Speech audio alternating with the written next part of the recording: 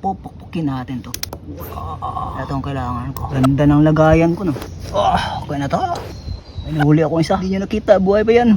Hulog na natin dyan. Uy, yun. Nahulog. Kay kamay. Nahuli na naman ta. Ang galing. Uy, magkabulog.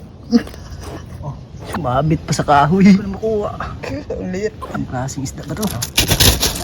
Magalaw pa. Yan na nakuha ko. Magalaw pa din. Kaya ako nangingisda dito kasi noon dito kami nangingisda kasama yung daddy ko at saka yung mga kaibigan niya. Yan o. Etong patway na to. Etong ramp. Yan. Wala pa to noon. Asin. Wow. Yun. Mekos. Mantika.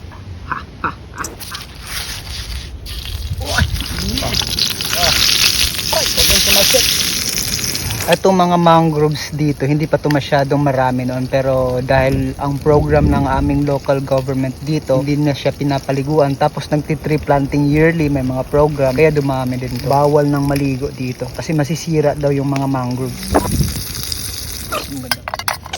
Init pa.